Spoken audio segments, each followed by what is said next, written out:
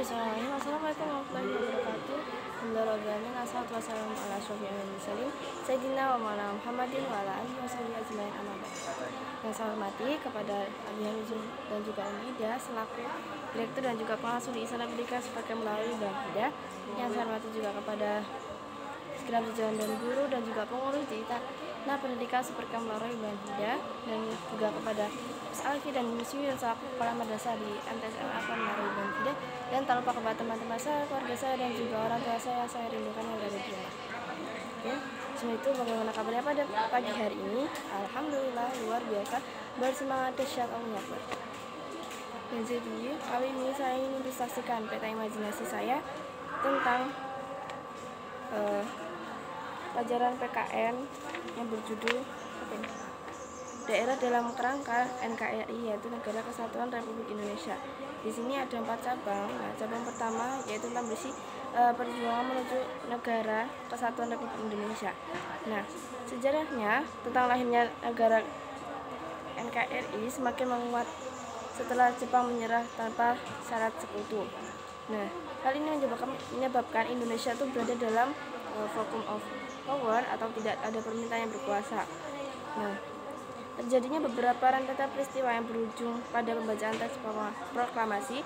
Adapun peristiwa tersebut tanpa pada alur. Yang pertama, peristiwa Rengas Dengklok.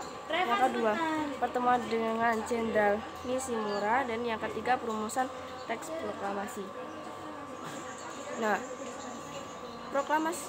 pembacaan proklamasi dilakukan pada hari Jumat pukul 10 WIB waktu Indonesia Barat di Jalan Pegangsaan Timur nomor 56 Jakarta, dan yang dibacakan oleh Insinyur Soekarno dan didampingi oleh Muhammad Hatta membacakan teks proklamasi dengan lantang. Dalam perumusan teks proklamasi, Insinyur Soekarno tidak secara pihak memutuskan hasil rencana teks proklamasi. Sikap yang Soekarno itu wajib kita teladani. Nah, naskah proklamasi kemudian diketik oleh Said Melik. Setelah itu Soekarno itu membacakan teks proklamasi, dan benar-benar saudara semua setuju. Semua dihadiri yang datang dalam rapat tersebut mengatakan berdaulat dan semangat setuju. Taufik Abdullah dan Abe Lalapian. Yang kedua ada proklamasi kemerdekaan bangsa Indonesia memiliki makna yang dapat kita teladani telah dari berbagai aspek sebagai berikut. Nah, yang pertama itu aspek hukum. Proklamasi itu yang diperoleh merupakan berkat rahmat Allah. Proklamasi merupakan pernyataan keputusan politik tertinggi bangsa Indonesia untuk menghapus hukum kolonial dan diganti dengan hukum nasional, yaitu lahirnya Negara Kesatuan Republik Indonesia atau NKRI. Nah, yang kedua itu ada aspek historis. Proklamasi merupakan titik akhir sejarah penjajahan di bumi Indonesia, sekaligus pada titik awal Indonesia itu bebas dari penjajahan. Nah, yang ketiga ada aspek sosiologis. Proklamasi juga menjadikan perubahan dari bangsa terjajah menjadi bangsa yang merdeka.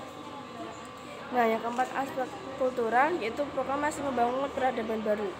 Nah, yang kelima yaitu ada aspek kualitas.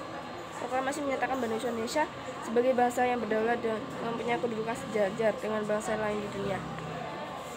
Nah, cabang keempat, 3 yaitu daerah dalam kerangka NKRI.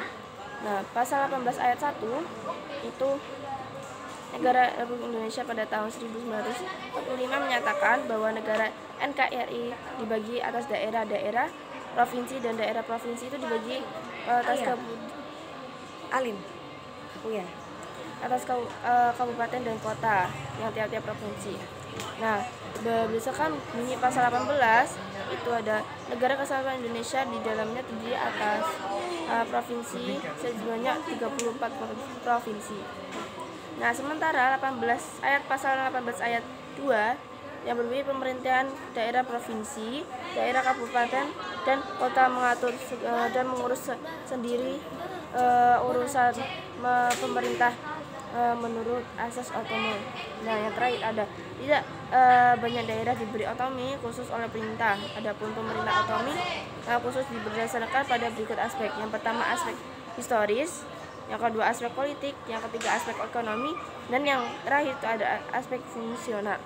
Nah, Di samping yaitu ini